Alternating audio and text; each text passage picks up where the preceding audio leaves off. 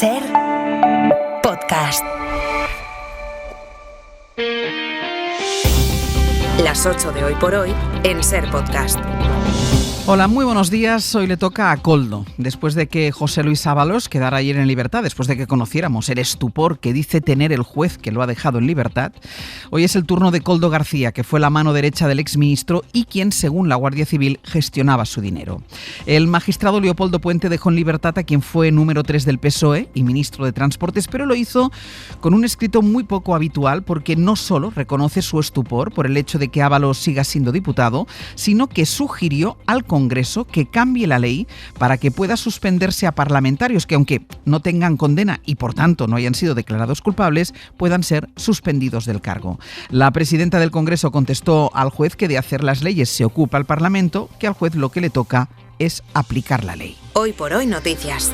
Ser Podcast. Ábalos quedó en libertad, aunque se acogió a su derecho de no declarar ante el juez. Miguel Ángel Campos, buenos días. Buenos días, Ángeles. La noticia iba a ser si el juez mandaba a Ábalos a la cárcel o lo dejaba en la calle, pero lo que terminó siendo noticia fue precisamente ese escrito en el que el juez describe su estupor y admite que hay más riesgo de que Ábalos se fugue ante los nuevos indicios que recogía el informe de la UCO. El juez expuso su natural estupor literal porque Ábalos siga siendo diputado pese a los graves delitos que le atribuye. No fueron pocos los jueces y magistrados que mostraron al SER su estupor por esta manifestación. Recuerdan que de atender la recomendación del juez Puente, la soberanía popular podría verse quebrada si cualquier magistrado admite una querella escasamente fundamentada, y no faltan ejemplos de ello. También recalcan que el artículo 67.2 de la Constitución determina que el acta de un diputado es personal e intransferible y cualquier recorte de esos derechos tendría difícil encaje en la Carta Magna. Subrayan además que a Ábalos, como a cualquier ciudadano, le asiste la presunción de inocencia mientras no sea condenado en firme.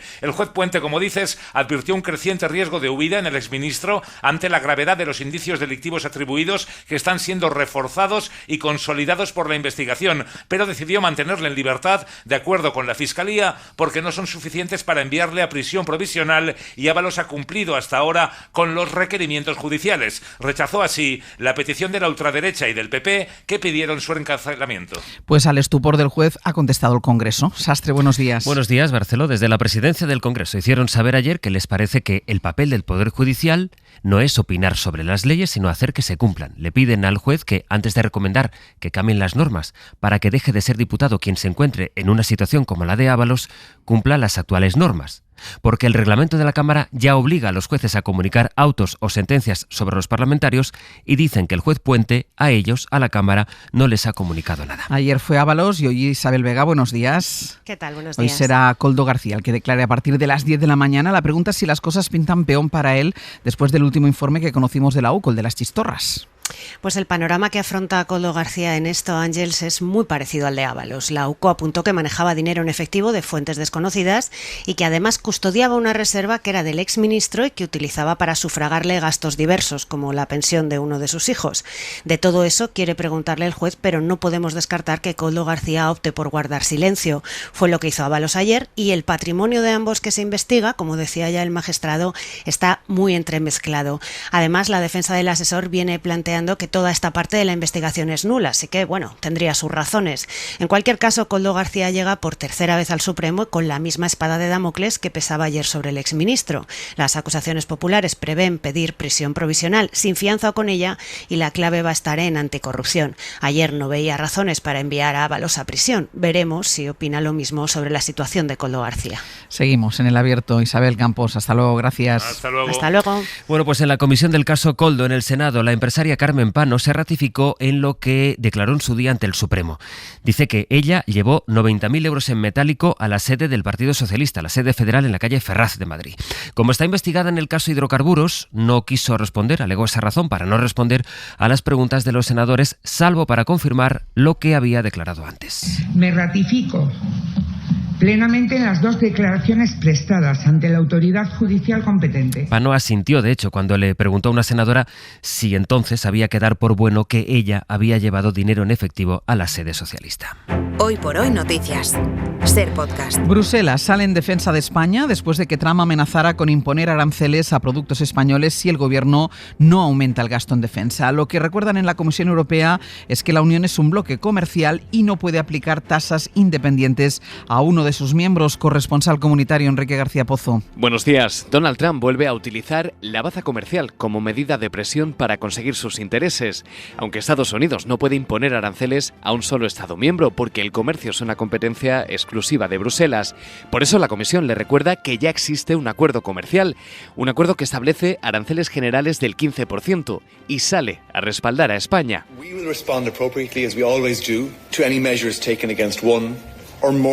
Aunque Bruselas no ha detallado qué tipo de medidas pondría en marcha y emplaza de nuevo al diálogo antes de la disputa comercial. Si el gobierno no aumenta el gasto en defensa, Donald Trump llegó a amenazar con aranceles, pero también pidió, esto lo había pedido antes, que echaran a España de la Alianza Atlántica, algo de lo que apenas se habló, no al menos en público, en la cumbre que ayer tuvieron los ministros de defensa de la OTAN. Después de esa amenaza, el secretario general de la organización elogió a Donald Trump. Eso fue lo que hizo Mark Rutte y elogió también la presión de Trump para que el gasto militar de los países llegue al 5%. Lo que hizo fue evitar pronunciarse sobre las amenazas de Trump a España. Que está alabando la presión que hace Trump. Lo que dijo es que en la cumbre de La Haya, donde se acordó subir el gasto en defensa al 5% en 10 años, hubo unanimidad total, que por tanto España estuvo de acuerdo con estos objetivos.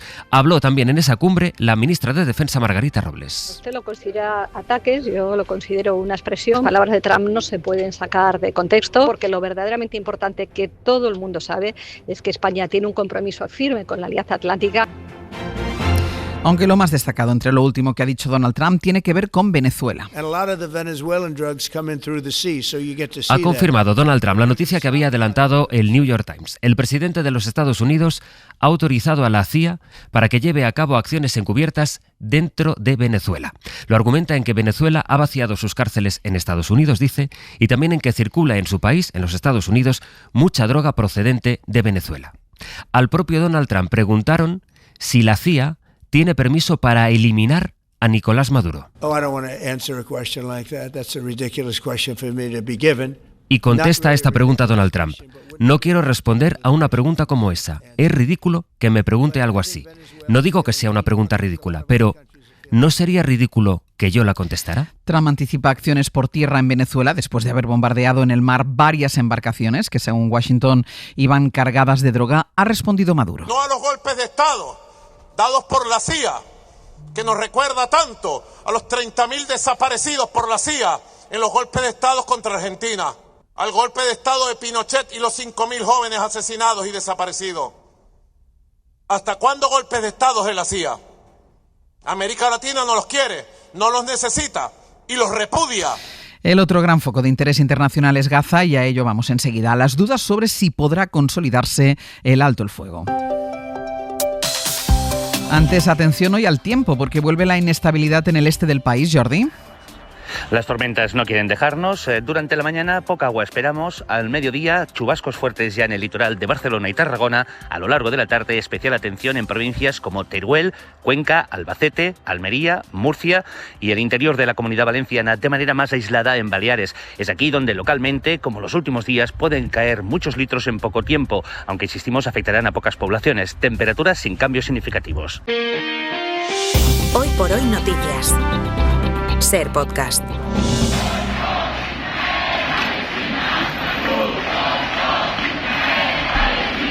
Hubo ayer protestas en las principales ciudades españolas en apoyo al pueblo palestino. Los sindicatos estiman en 100.000 las personas que salieron a la calle en las capitales del País Vasco. Hubo también protestas en el centro de Madrid y en Barcelona.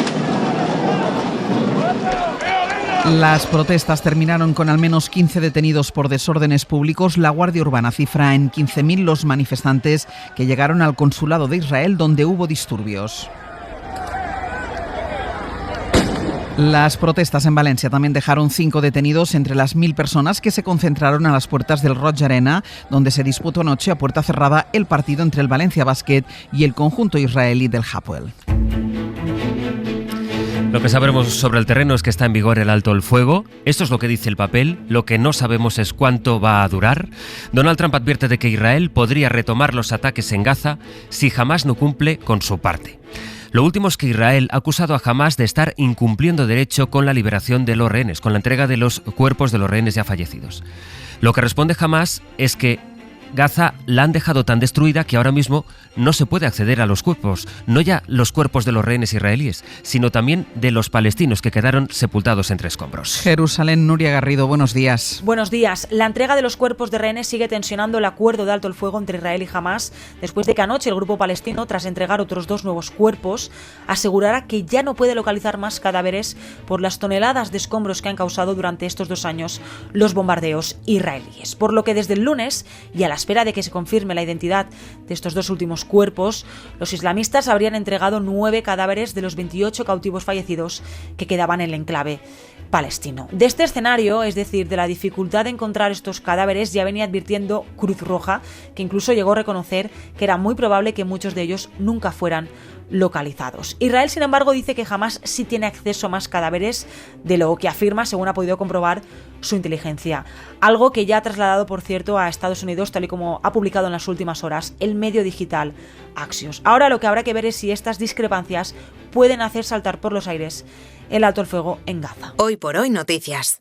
Ser Podcast. Cuenta esta mañana el periódico Ideal de Granada que la Policía Nacional está investigando la desaparición de un cuadro de Picasso que debía ser expuesto en esa ciudad. La semana pasada se inauguró una exposición en la Fundación Caja Granada y al desembalar las obras, cuando estaban preparando esa muestra, se dieron cuenta de que faltaba un cuadro de Picasso asegurado en 600.000 euros. Radio Granada, Enrique Árbol, buenos días. Hola, buenos días. El cuadro pertenece a una colección privada, un coleccionista de Madrid. Tenía como destino, lo decís, la exposición temporal Bodegón, la eternidad de lo inerte, de la Fundación Caja Granada, que ya por cierto se puede visitar. La Policía Nacional investiga la estela del extravío y especialmente una incidencia que no estaba prevista en el itinerario oficial del desplazamiento. Los trabajadores de la empresa de transporte hicieron noche en Deifontes, es un pueblo a pie de autovía, solo 20 kilómetros de Granada ciudad y del museo, turnándose a duerme vela en la furgoneta. La obra Naturaleza muerta con guitarra está realizada en mina de plomo sobre papel, realizada por Picasso en el año 1919 y, como dice Sastre, está valorada en no menos de 600.000 euros. ¡Qué misterio!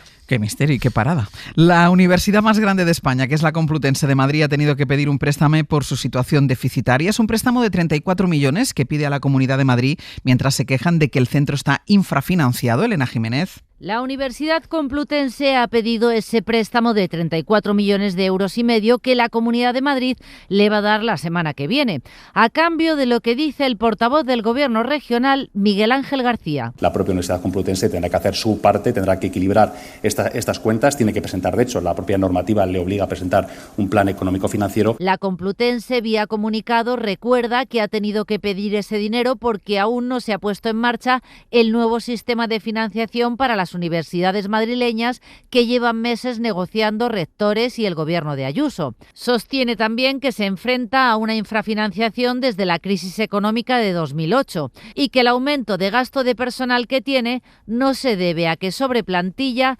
sino a que han subido los costes de esos salarios. Y acaba de conocerse un informe de la Red de Lucha contra la Pobreza que advierte de las desigualdades entre comunidades y dentro de ellas. En Madrid, por ejemplo, hay más pobreza infantil que en Galicia, pese a que tiene mucha más renta media. Lo que recoge este informe es cómo las ayudas autonómicas sirven para reducir la falta de recursos, pero hay muchas diferencias según cuál sea el territorio. Marina Fernández. Las ayudas públicas a la renta, la vivienda, la familia y el desempleo solo consiguen bajar 3 puntos la tasa de pobreza en la Comunidad de Madrid.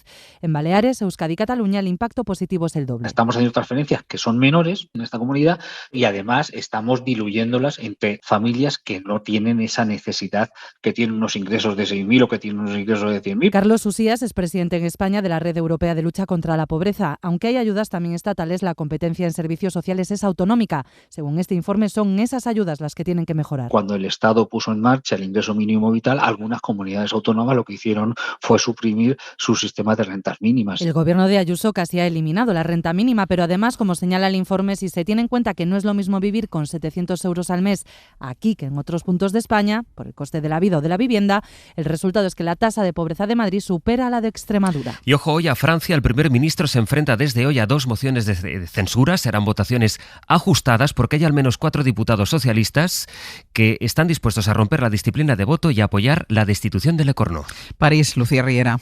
La supervivencia va a depender solo de un puñado de votos porque algunos diputados van a desobedecer la consigna. Aún así, no llegan los números para que salga adelante ninguna de las dos mociones de censura que han presentado la Francia Insumisa y la ultraderecha, porque se necesita mayoría absoluta y sin los socialistas no la tienen. Pese a las presiones de sus socios, el Partido Socialista dará algo de aliento al gobierno a cambio de la suspensión de la reforma de las pensiones de Macron, esperando que los debates de las próximas semanas les permitan sacar algunas de sus medidas estrella.